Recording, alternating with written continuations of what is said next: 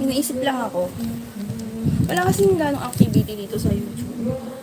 Dito sa channel ko, kaya naisip kong magbasa. Ha? Ano? Tawag mo daw po ako eh. Teka.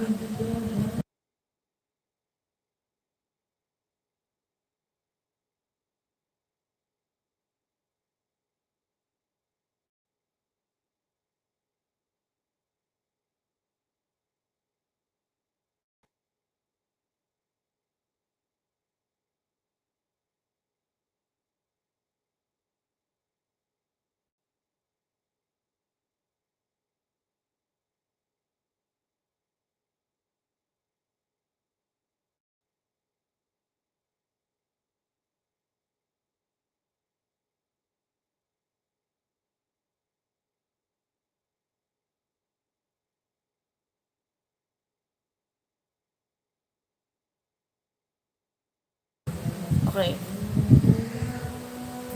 Hoy! Ayan, wala na tayong viewers. Ang gagawin ko na, sabi ko kanina, since walang laging activity sa channel ko, magla-live ako everyday. Magla-live ako, magbabasa ako. Mag-reading ako. Reading challenge. Daily reading challenge. So kasi, alam mo na, hindi na ako lagi nakikipag-usap, hindi na ako nag-English. So, magbabasa na tayo dito. Maingay kaya? Check mo nga. Sakit likod ko. Kumain na. Salamat. Kung pa dyan, nagsasayang ka lang ng oras, umalis ka na ngayon sa live na ito. Okay? Sige, magbabasa na ako. Okay, makinig ka English to. Paduduguin ko mga ilong mo. Chat. Okay pang, okay kang, at okay lang. Okay. Maingay. Maingay yung background. Rinig ko kasi, may nagbibideo kasi. Mas malakas naman yung Sakit boses. ng likod ko. Sige, mas malakas yung boses ko. Mag-ano ako, mag-reading tayo. So, gagawin ko to sa loob ng 7 days, every night. Magbabasa ako ng... Ay, yung electric fan daw, dinaghinaan mo yung hangin. Sir sabi, Ninukweng. ay po, sakit. Sumakit yung balat ko. Sino At yun? least may Sinino? at least may balat ka. Oh, sige. Ayan, ang babasahin natin today Tawag ako or dito. rather tonight ay ito. The Orphan of Awkward Fails. Yan. So, sa mga hindi pa nakakakilala sa akin o sa mga nakakilala sa akin, alam nyo na mahilig ako sa children's book. So, ito, isa to sa mga libro na binili ko last year at hindi ko pa siya nababasa. Babasahin ko siya. Parang awkward kasi na nandito yung mukha ko. So, itututo ko na lang sa iba siguro muna. Hindi ako naka-mock up ngayon eh. Saka na lang. Bukas na lang pag naka-make up ako. Wait. Pakinggan nyo na lang yung aking hazard voice. Ay, ang pangit. Pinto. Guys, pinto ang ating background. Mga libro. Mga libro na lang. Okay, ito ang aking bedside. Ayan. Wait lang. Okay, pakinggan nyo ako. Marami activity tayo sa channel. Okay. So, The Orphan of Awkward Fails is by Keith Graves. Ayan. Ay, ang hirap, besh. Wait lang. Pakikita ko ba sa inyo yung picture na? Pakinggan nyo na lang. Pakinggan nyo na lang. Okay, 4 minutes na. Tagal-tagal magbasa. Ito na. Wait. Okay, chapter 1. Okay, chapter 1. The Little Town of Awkward Falls. Falls pala, yun eh. Fails ako ng fails. The Orphan of Awkward Falls. Okay. The little town of Awkward Falls was known for two things. Its canned sauerkraut and its insane asylum. Both had achieved notoriety for their repulsiveness. The canned sauerkraut contained cabbage, vinegar, and other appalling ingredients, the smell of which prevented most sane people from actually attempting to eat it. The asylum for the dangerously insane contained insane murderers. Both were to be avoided at all costs, as one was likely to cause gas and the other death. The despite its name, was anything but a safe haven for its inhabitants. Although it was listed in the phone book under hospitals, and the criminals locked inside were referred to as patients. The asylum for the dangerously insane was actually a maximum security prison. It was like a black hole for the criminally crazy, swallowing mad killers by the hundreds, their deranged faces never to be seen again by the outside world. Even at its grand opening, nearly a century ago, the asylum looked ancient and grey, like an enormous tomb. Only a few small windows dotted its bleak facade, and most of these were crisscrossed with iron bars. Its walls were constructed of thick granite so as to allow nothing, not even a sound, to escape from inside.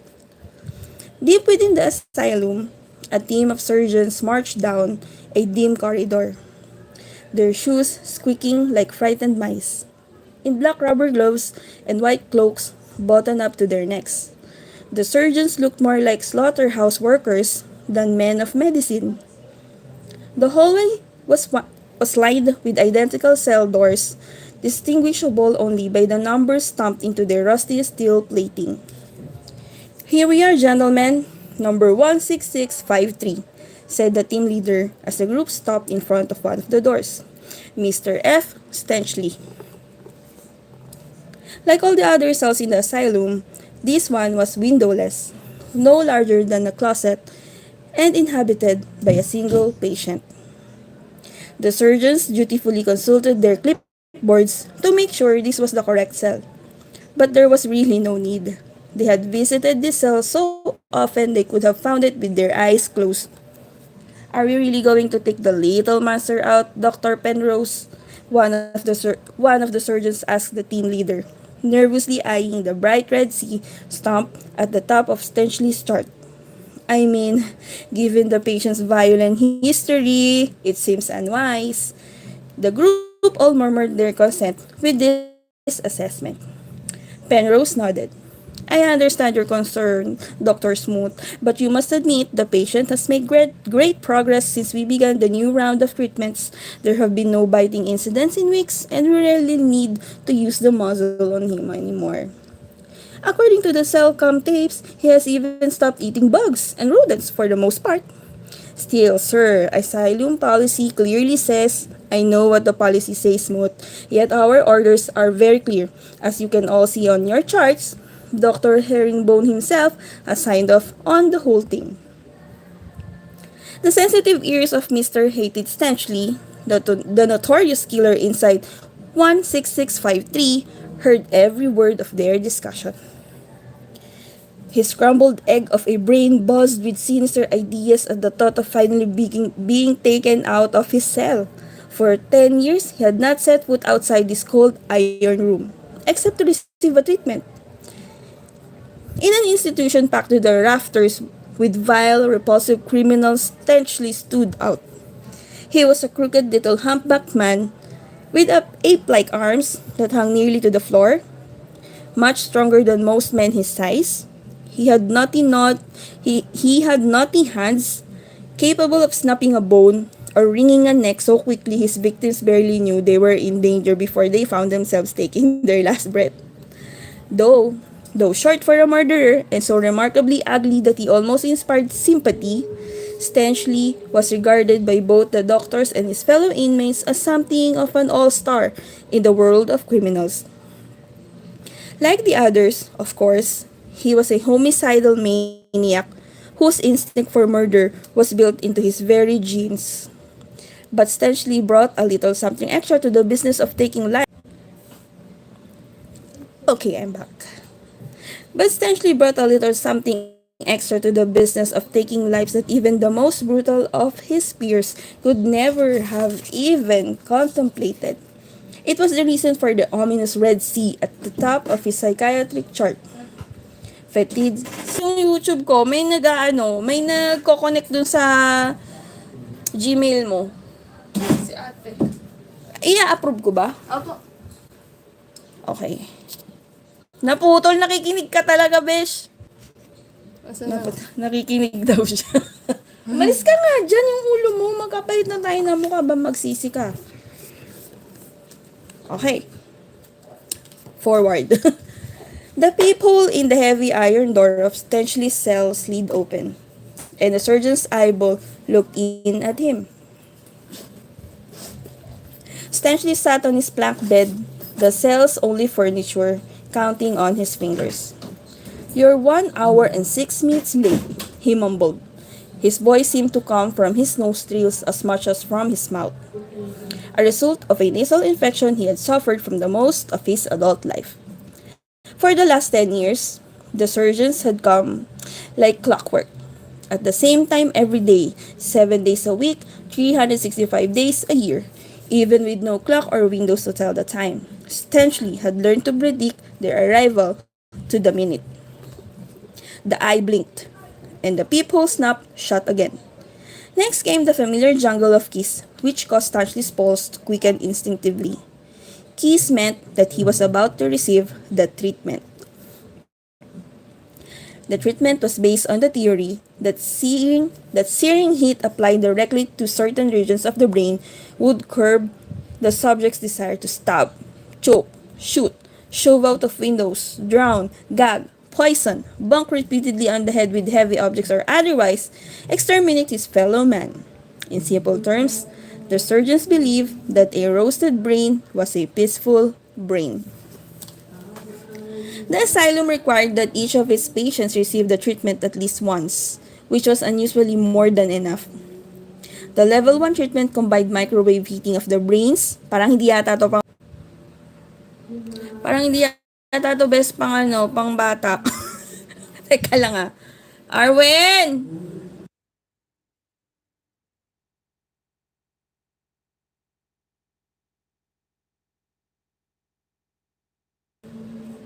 Nadi-disrupt yung live ko kasi may nagko-connect dun sa Gmail.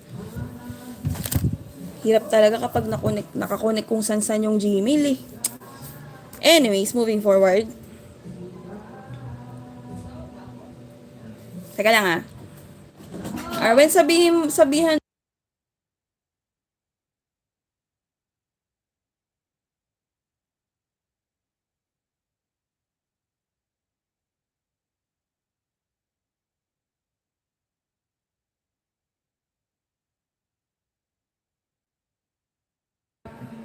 Okay.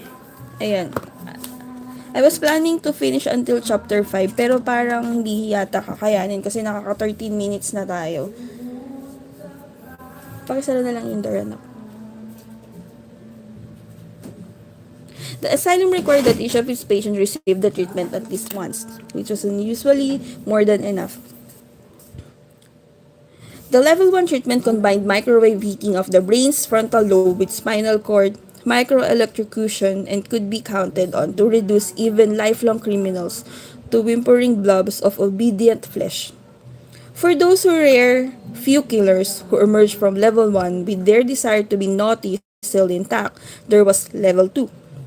Using intra-ear laser probe insertion to deliver over 300 degrees of heat to the patient's brain, followed by a complete flushing of bodily fluids using a patent system of pressure hoses. Level 2 always worked, except in the case of fetid Stenchley. Yung bida natin. The level 3 treatment had been developed solely for the mud hunchback and required a special generator to create the enormous electrical voltage. Few other human beings could even survive a level 3, but Stenchley had received one each day for nearly a year. Recently, this intense regimen had begun to show positive results.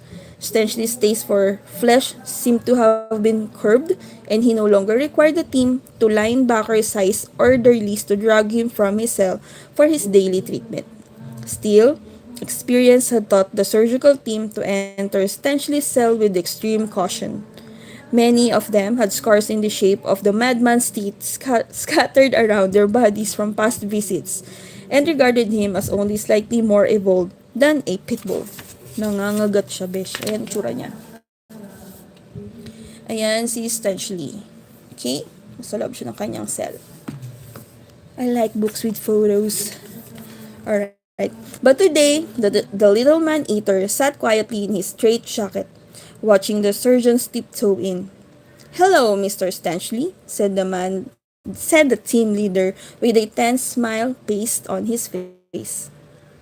The surgeons all kept as far away from the madman as the tiny cell permitted. "As you correctly observed, we have indeed come for you a little later than usual. You are a very perceptive chap." "Am I getting my treatment now, sir?" Stanchley asked innocently. "Yes, don't worry, Mr. Stanchley. You will have your treatment just like always, I promise. But today, we have some special visitors who want to meet you. The mayor himself is making a special appointment just to see what a nice fellow you've become. Isn't that exciting, Mr. Stanchley?" Stanchley was unsure exactly what a mayor was, but if it meant that he was going to be let out of his cell, then it was definitely exciting. He drooled and nodded, imagining what a mayor might taste like. Kakainin niya yung mayor. Okay, last chapter. Medyo paus na ako, besh. Okay, chapter 2. The Kravitz family, who were peaceful vegetarians, not murderous cannibals, were at the moment driving into Awkward Falls for the first time.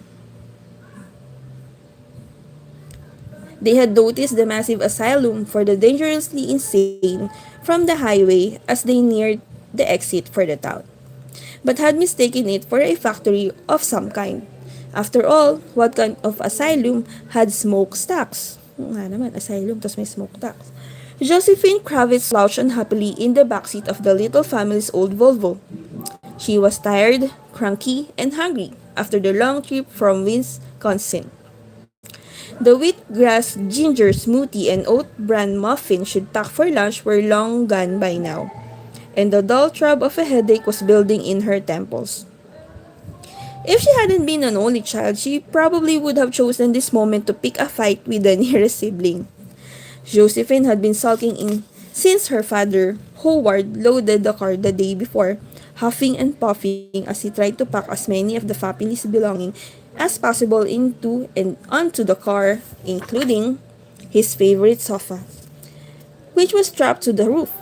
Around and around the car he went, with his silly Packers hat on, backward, and a giant roll of duct tape in his hand. Josephine had looked anxiously at the house nearby, hoping no one was peeking out the windows. "Do we have to put the sofa on the roof again, Dad?" she said. "Couldn't we hire a moving van this time like other people?" But she could see that her father could not have cared less how ridiculously the overloaded car looked. She knew that for Howard, packing the car was a scientific challenge, a Rubik's Cube to be solved, and he took the job very seriously. "Nonsense, Joe!" he beamed proudly tugging on ropes and adding extra duct tape here and there. "This is a 1978 Volvo station wagon. It's classic. This vehicle was made for moving a small family like ours. Everything fits perfectly if you know what you're doing." Howard was a professor of microbiophysics and had just been transferred to Awkward Falls University. This meant that for the fourth time in 3 years, the family was moving again. Josephine did not want to move at all, and even if she had, a small town in northern Canada was the last place she would have picked. When she checked the atlas to see where they were going, she found that the town was so far north. It was almost off the top of the page. It gave her a queasy feeling to think of living so close to the edge of the map. Every time she turned around, it seemed her parents were packing boxes, tying the sofa to the car, and dragging her off to some new so-called home. This place took the cake. Now that they had arrived in Awkward Falls, Josephine was even more disappointed than she had expected. The town was old, drab, and smelled like sauerkraut. The people she saw on the sidewalks looked old and drab as well. And there wasn't a bookstore or juice bar anywhere in sight, unlike most other places they'd lived. She saw no cyclists or joggers or even speedwalkers on the sidewalks here. Had these people never heard of exercise? According to banners draped in store windows and from street lamps, the town was celebrating SAD, which stood for Sauerkraut Appreciation Days. I'm dead, she thought. With no friends within 1,000 miles and 2 long weeks to go before the sauerkraut holiday ended and school started, Josephine was certain she was doomed to face excruciating new levels of boredom. She pulled her old purple knit cap, which she called eggplant, down over her eyes and slid lower in her seat. What a quaint little village, said Josephine's mother, Barbara, scanning the shops as Howard drove slowly along the main street. It'll be fun exploring all the shops, Josie. Barbara was a nurse, expert at giving painless shots and loved antiquing on the weekends. As a tyke, Josephine used to enjoy joining her mother on all-day bargain hunts. She didn't even mind tagging along with Howard when he attended science lectures at the university. Josephine probably knew more than antique lumps in genetic biology than any kid on the planet, but she had turned 12 a week ago and was vastly more mature than the doting kid whose best friends were in fact her parents. Her needs were more complex now. Crammed in between stacks of moving boxes in the backseat, Josephine rolled her eyes at her mom's obvious attempt to make her feel better. She grumbled. Don't try to cheer me up, Mom. I prefer being incredibly grumpy right now. And don't call me Josie. It's cute, and you know I hate that. The trend among some girls in Josephine's class lately had been to give themselves cute nicknames. Their real names no longer being stylish enough to go along with their snazzy new haircuts and sparkly accessories. A few of the more adventurous girls were even beginning to dabble in makeup, which Josephine found most puzzling of all. Josephine was not one of the cute girls. She worked hard to stay that way. She made it to a point to wear clothes that were as unstylish as possible. Eggplant being her only nod to fashion, she and her small circle of friends dressed for comfort, not style. She fished an organic carrot stick out of her backpack and bit it irritably. And Mom, this is not a quaint village, she went on. Gripping freely, now that she had admitted her crabbiness, villages have horses and carts and peanuts and stuff. This is just a smelly old town in the middle of nowhere. I'll bet they don't even have a natural food store here. We'll probably all get liver disease or something. Her mother gave her an annoyingly understandingly look. I know you didn't want to leave Madison, dear. We all liked it there, but your father's research requires him to spend time at lots of different labs. We don't get to choose where we go. Once we settle in here, I bet you'll be fine. That's just it. I don't want to be fine here, Josephine said. Every time I start to feel at home somewhere, we move again. We're like nomads of the Sahara or something. I suppose we're a bit itinerant, Joe, Howard relented, with a glance in the rearview mirror. But someday you'll be glad to have lived in so many different places growing up. It gives you a greater worldview, Dad. Josephine vigorously rolled her eyes.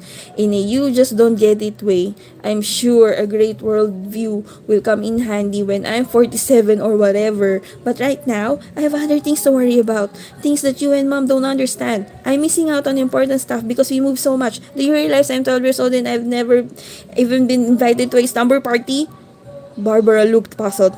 But Josephine, you've always said slumber parties were lame. I know, and they probably are. But what if I'm wrong? What if slumber parties are great? I'll never know for sure because no one ever gets to know me well enough to invite me. I mean, doing things with you and Dad is okay, but sometimes I wonder how my real life is ever going to get started if we're always moving to weird places. I never have time to find my people. Josephine was sure these were girls. There were girls, and maybe even a boy or two, although that was a stretch, out there in the world who were a lot like her, just waiting for her to find them. She was willing to bet they weren't in northern Manitoba, however.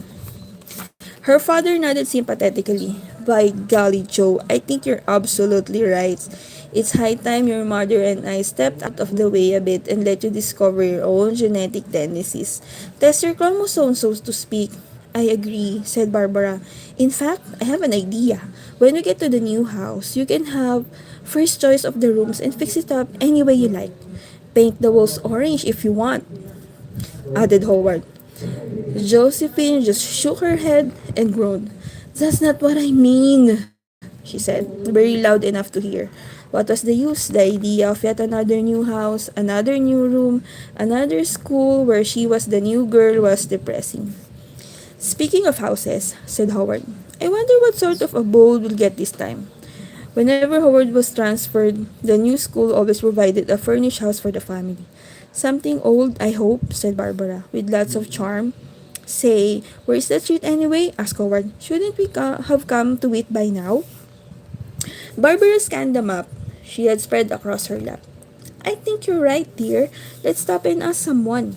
Barbara spotted a man in a huge overcoat walking down the sidewalk and had Howard pull over. She rolled down her window and waved him over. Sir, could you help us please? We're a bit lost. Are you familiar with the area? The man took a slug from a small brown bottle and hobbled over to the car. He stuck his scraggy, unshaven face too far in the window, eyeing the crevices, as if they were some strange new species he'd never seen before. As politely as she could, Barbara slowly leaned away from him. Josephine's nose twitched as the strong smell of alcohol and cigars wafted into the car. What kind of person still smoked? She pulled eggplant down over her eyes and nose and tried not to breathe. Americans, are ye? He squinted up to the conglomeration of wood on top of the car. Yes, we're moving here from Wisconsin, said Barbara proudly, if a bit nasally from trying not to inhale. Americans don't get this far north or too often. He turned his head and spat. Don't like Americans myself. Yes, well, my husband has a new job here. We're very excited about living in Canada. The man frowned. You won't like it here. Awkward Falls ain't like balmy Wisconsin, you know. We have real winters up here. In a couple of months, the nights will be so long, you'll think they'll never end. I'm sure we'll get used to it, Howard broke in. But do you know where we might find Ollie and the rally? The man's forehead wrinkled up like a prune. I know it. You're not going to live out that way, are you? Barbara smiled politely. Yes, of course we are. Why wouldn't we? I wouldn't live there if you paid me, the man grunted. Some bloody going soons there about your stock used to be real high society folk up that way, but not no more. Sam say that himself fox the woods out there. I turn around and go back where I came from. I was you. Josephine peeked out from under her cup at the mention of bloody going-ons. It's easy to find though if you're set on it. It's easy to find though if you're set on it. Getting into character, man, the man said. Turn left at the Suckercroft Works at the top of the hill. Go to the end of Birch Road and there'll be Oleander on your right. From the alley, a couple of boozy voices called to the man and he began to shuffle away. Wait! Called Josephine. What do you mean by bloody going-ons? The man seemed not to hear her and disappeared into the alley. What do you think he was talking about, Dad? She asked Howard. He chuckled. Who knows? I wouldn't worry about it though. I think maybe he'd had a few too many. I should have taken his photo, said Barbara. He was our first Manitoban. So, 28 minutes. So, magta-30 minutes pala ang ating reading ng chapter 1 to chapter 2. So, we will continue tomorrow. So, hopefully, meron ulit manood. Or, alapit ko. Buti kang mauntog. Yan, yun lang. So, we'll continue reading The Orphan of Awkward Falls by Kate Graves by tomorrow. Thank you guys. Bye. How do we end this?